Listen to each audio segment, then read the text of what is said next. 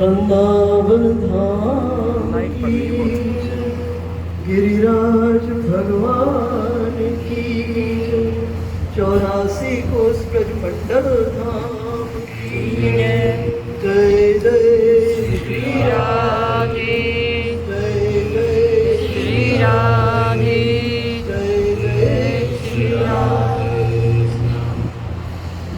कल 17 जुलाई को देवशयनी एकादशी, लाइट पड़ रही है बहुत। और देवशयनी एकादशी के बाद फिर 21 जुलाई को गुरु पूर्णिमा और 22 से श्रावण मास का प्रारंभ हो जाएगा। देवशयनी एकादशी से देवता शयन करते हैं। 4 मास की देवता शयन करते। कौन देवता शयन? भगवान विष्णु शयन कर रहे हैं चतुर्मास के लिए। भगवान विष्णु, जब भगवान विष्णु शयन कर रहे हैं तो इस पृथ्वी का कार्यभार किसके हाथ में आ जाएगा? महादेव के हाथ। श्रावण मास से इस पृथ्वी का पूरे की पूरी व्यवस्था का कार्यभार भगवान विष्णु महादेव के ऊपर छोड़ देते हैं, और इन 4 मास के भीतर में महादेव पृथ्वी की सुरक्षा व्यवस्था सब कार्यों को महादेव देखते हैं। इसलिए श्रावण मास को महादेव का अति प्रिय मास कहा गया। ये देवताओं की आपस की संभाल है, आपस की संभाल। इसलिए जो लोग अनन्यता अनन्यता कहते हुए शिव और विष्णु में भेद करते हैं, अनन्यता का ये अर्थ नहीं है कि सिर्फ एक में प्रीति। अनन्यता का विराट अर्थ है न अन्य। उस एक में इतना प्रेम हो, जहां जाओ आपको उसमें से वो प्रतिबिंबित होता हुआ दिखाई दे, इसे अनन्यता कहते हैं। आजकल लोगों ने संकीर्ण वृत्ति में आकर अनन्यता का ये अर्थ करना शुरू कर दिया है कि बस एक से प्रेम करो, बाकी को तो छोड़ ही दो। वही जैसे घर में एक स्त्री है, विवाह होकर के आती है, उसका मुख्य प्रेम किससे है? अपने पति से है। लेकिन पति के जितने संबंधी हैं उसको वो इग्नोर तो नहीं करती ना। वो सास को, ससुर को, ननद को, जेठ को, देव सबका सम्मान करती है। सबका सम्मान करते हुए प्रेम किससे करती है? अपने पति से करती है। इसी तरह से इस जगत में अनन्यता का अर्थ है, यूं तो सनातन धर्म ने अनादिकाल से, अगर आप सनातन को मानते हैं तो सनातन ने अनादिकाल से पंचदेव उपासना की चर्चा की। यहाँ पंचदेव उपासना होती है। पंचदेव उपासना का अर्थ है शिव की उपासना, शक्ति की उपासना, विष्णु की उपासना, सूर्य की उपासना और गणपति की उपासना। पंचदेव, और प्रत्येक गृहस्थ को पंचदेव उपासना करनी चाहिए। ये हमारा सनातन धर्म है। प्रत्येक देव, प्रत्येक जीव को, प्रत्येक गृहस्थ को पंचदेव उपासना अवश्य करनी चाहिए। ये बीच में कुछ आया पीरियड में लोगों ने पुराणों को, वेदों को बिल्कुल ही छोड़ करके पुराणों को पकड़कर, और पुराणों में भी एक पुराण को पकड़कर अनन्यता की चर्चा करना प्रारंभ किया। नहीं, अनन्यता का ये अर्थ नहीं है। अनन्यता का अर्थ है न अन्य। उस एक को छोड़कर कोई दूसरा दिखाई ना दे। तो कैसे दिखाई ना दे? ये नहीं कि शंकर जी के मंदिर की ओर गए तो आंखें बंद कर दी, शंकर जी के मंदिर की ओर गए तो आंखें बंद कर दी, देवी का नवरात्र आया तो आंखें बंद कर दी। नहीं, ये अनन्यता का अर्थ नहीं है। अनन्यता का अर्थ है एक के रस में इतना डूबो, इतना डूबो कि आप जगत में जहां भी जाओ उसमें से वो प्रतिबिंबित होता हुआ दिखाई दे। आपको प्रतिबिंबित होता है। गोस्वामी जी महाराज से जो पूछा गया, बताओ आपके राम का, गोस्वामी जी ये तो नहीं कहे कि मेरे राम अयोध्या में है, ये भी नहीं कहे कि महाराज दशरथ कुमार ही राम मेरे हैं। क्या कहे? सिया राम मैं सब जग न जाने, करहु प्रणाम जोर जुग पाने। क्यों? क्योंकि उनके हृदय के सिंहासन में राम विराजमान हो गए थे और जगत में जहां भी दृष्टि जाती थी वो मात्र दर्पण की तरह दिखाई देते थे और अपने हृदय के राम उस दर्पण पर प्रतिबिंबित हो जाते थे और कहते थे सिया राम मैं सब जगत जान। विषय पर वापस पढ़ते हैं। ये देवों की आपस की संभावना है। श्रावण मास से अब पृथ्वी का कार्यभार भगवान विष्णु महादेव को सौंप देते हैं।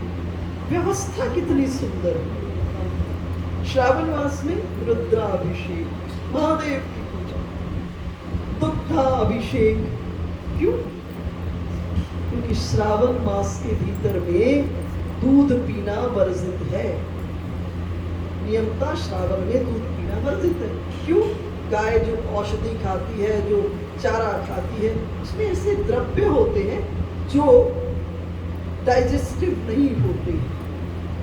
इसलिए कहा कि अब ये जो दूध है किसको चढ़ाया जाए? महादेव को ये दूध समर्पित किया जाए। श्रावण मास के लिए गम में कहा गया कि अपनी इंद्रियों को संयमित रखो। आप श्रावण मास के इंद्रियों को संयमित रखो, भजन करो और महादेव की आप श्रावण मास के भीतर में उपासना करो। तो देवशयनी एकादशी से देव उत्थान एकादशी, भगवान विष्णु किसमें रहते हैं? सोते नहीं, भगवान योग निद्रा में रहते हैं। सोते नहीं, योग निद्रा के भीतर में। कथा किस प्रकार से है कि जो प्रहलाद जी के पुत्र लाइट बहुत बड़ी है, साफ नहीं आ रही, लाइट बहुत बड़ी है, साफ नहीं आ रहा। बलि, है ना? बलि बहुत शक्तिवान थे, ऊर्जावान थे और कथा से आप परिचित हो। भगवान विष्णु इस बलि के पास इतनी शक्ति आ गई थी कि इसने त्रिलोकी को विजय कर दिया। अब त्रिलोकी को विजय कर दिया, देवता मारे मारे फिरने लगे। देवता विष्णु भगवान के पास आए कि आप हमारी सहायता कीजिए। अब विष्णु भगवान 52 का रूप धारण किए, 52 रूप, बड़ा छोटा रूप धारण किए और जाकर के बलि की यज्ञशाला में पहुंचे। और बलि ने जैसे ही दूर से देखा प्रसन्न हो, दौड़ा दौड़ा आया दरवाजे पर। अब भगवान 52 रूप पे भगवान, आप सोचो पूरा सौंदर्य कंसंट्रेटेड हो गया।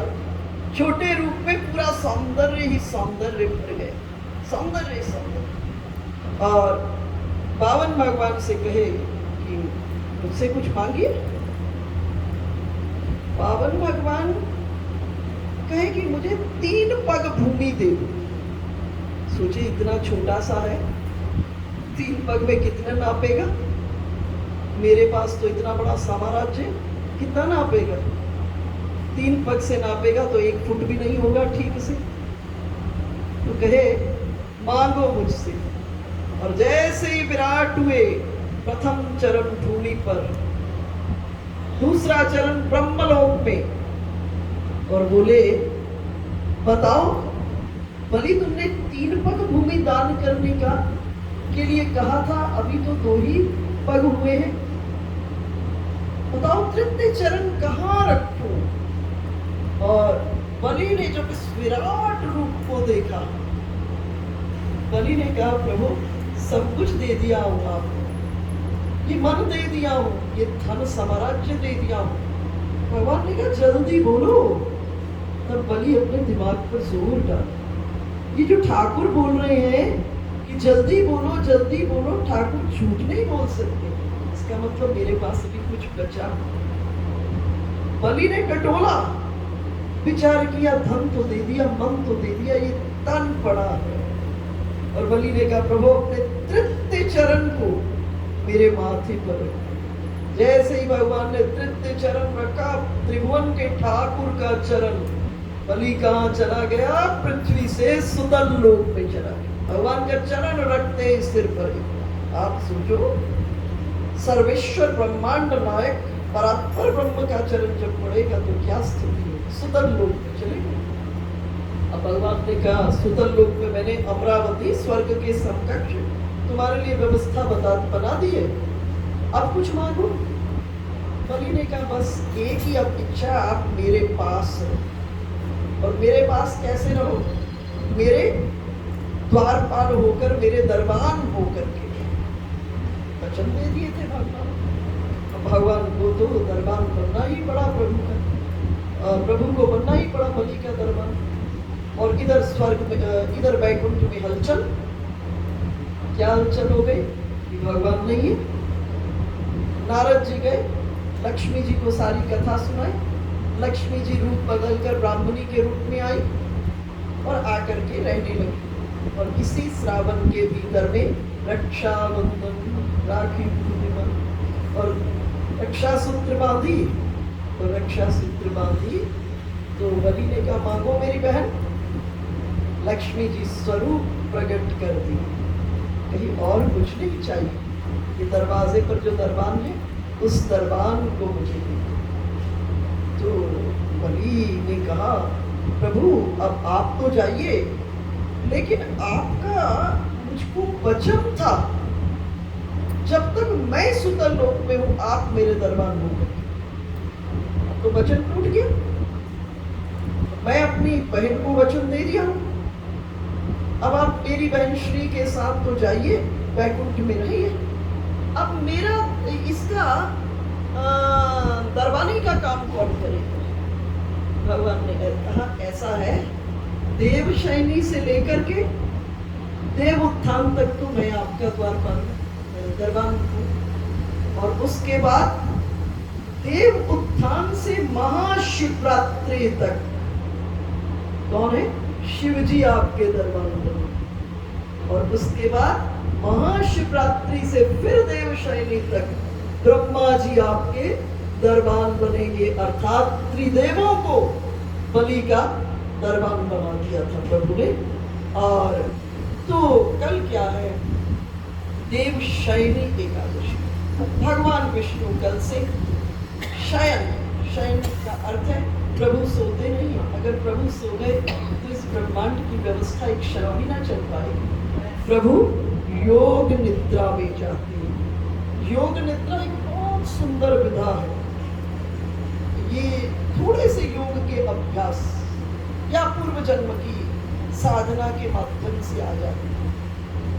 योग निद्रा में जीव बिस्तर पर मुर्दा की तरह से लेटा होता है, लेकिन अंतर तत्व जो है ना, सूक्ष्म मन है भीतर में और कारण और सूक्ष्म, ये पूर्ण जागृत रहता है और पूरा जागृत रहेगा, चिंतन में भी रहेगा, भजन भी करेगा पूरी रात।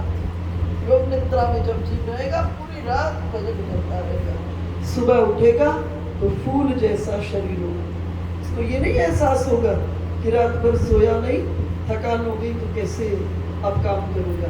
नहीं, पूरे शरीर देह पड़ी होती है, लेकिन जो अंतर मन है वो जागृत रहता है और साधक उस जागृत अंतर मन से भजन करता है। और भजन करके, और योगियों के साथ अक्सर ऐसा होता है, योगी लोग योग निद्रा के भीतर में रहते हैं। तो कल क्या है? देवशैनी एकादशी। और देवशैनी एकादशी का वास्तविक अर्थ क्या है? यूं सनातन धर्म ने व्रत जो शब्द है ना, व्रत, इसे उपवास कहा है, अनशन नहीं कहा। क्या कहा है? उपवास। उपवास का अर्थ होता है उपजोड़वास। उप कहते करीब को और वास कहते रहे। और दिन संसार में कहीं रहो, जिस दिन उपवास हो उस दिन ठाकुर जी के पास रहो। कैसे रहो? 5 कर्मेंद्रियां, 5 ज्ञानेंद्रियां और 1 मन, 5 जोड़ 1 कितना हुआ? 11 एकादश। जब 5 कर्मेंद्रियां, 5 ज्ञानेंद्रियां और 1 मन का संबंध ठाकुर जी से होता है तो एकादशी जीवन में घटित होती है। लेकिन हम आपके साथ गड़बड़ी हो जाती है। हम आपके साथ हम व्रत को क्या बना देते हैं? उपवास नहीं बनाते, अनशन बना देते, सिर्फ एक भोजन विषय पर चिंतन करते हैं। जबकि व्रत क्या है? उपवास है। पलटूदास जी एक पद में बड़ा सुंदर कहते हैं व्रत के बारे में, मारे भूख प्यास याद संग चलती श्वास। जैसे किसी प्रियजन ने घर में आना हो तो क्या स्थिति होती? प्रियजन ने आना हो, इनवाइटेड हो, कल आना है 4 बजे, तो प्रियजन के लिए हम कमरा तैयार करते हैं, सुंदर व्यवस्था तैयार करते हैं, सुंदर भोजन बना बना के रखते हैं। तो जब तक लगे होते हैं इस काम में जरा भी भूख नहीं लगती। हमें अपना अनुभव है, जरा भी भूख नहीं लगती। जब प्रियजन आ जाते हैं उनको खिला देते हैं, संतुष्ट कर देते हैं, फिर उसके बाद अपने खाते हैं। तो बोले और दिन शरीर को चलाने के लिए भोजन, लेकिन जिस दिन उपवास हो उस दिन मारे भूख प्यास याद संग चलती श्वास। उस दिन स्वतः में प्रभु के पास बैठने के कारण भूख प्यास खत्म हो जाती है और प्रभु का प्रेम हृदय में प्रवाहित होने लगता है और जीवन में दिव्य आनंद की प्राप्ति है। तो कल सब वृंदावन धाम में रहकर एकादशी व्रत जरूर करें। कल के दिन वृंदावन धाम में एकादशी व्रत का बहुत बड़ा पुण्य मिलता है। इसलिए कल आप सब एकादशी करिएगा। जो नहीं भी करते ना वो भी कल एकादशी व्रत अवश्य करिएगा। और वृंदावन धाम में एकादशी का बहुत बड़ा महत्व है। तथास्तु। बोलिए कृष्णचंद्र भगवान की जय।